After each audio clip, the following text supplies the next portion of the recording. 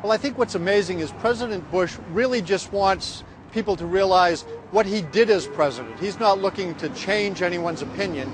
He's looking at them to understand the burdens that he carried. So this museum is less a tribute to him and more a tribute to the presidency and a recognition of what it's like to be president. So if you walk through the museum, you end up in a theater called Decision Points Theater. And you get kind of brought back to the context of some of the tough decisions that President Bush had to make. And you get to feel the emotions or the challenges, and you get to listen to the advice that had been given to the president, and then you get to vote on what decision you would make. And then the president comes on and tells you what decision he made. So it's not like he's trying to get people to agree with the decision he made.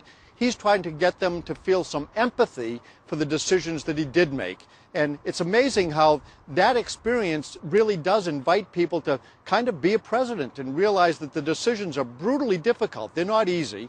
The advice from very smart people from very different points of view. After all, the White House staff itself does not present monolithic counsel to the president. There are lots of different recommendations made to the president, impossibly difficult decisions that the president has to make, but he does have to make a decision.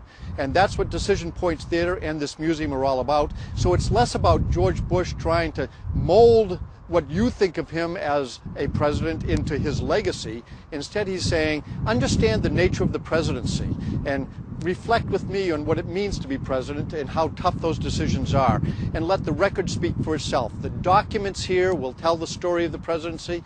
There are a lot of myths out there about George W. Bush that are just not true. First of all, he was probably the most fiscally disciplined president we've had in modern times. He kept spending at 20% of GDP, something only one other president had done in the last 40 years, and that was Bill Clinton, only for a very short time.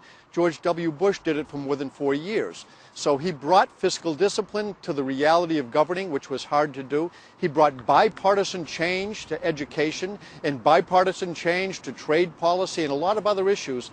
And people tend to gloss over that. But he's saying, let time take the time to understand the nature of the presidency, the tough decisions, and reflect on the documents and the real story of President Bush rather than kind of your emotional connection to what happened over the last several years.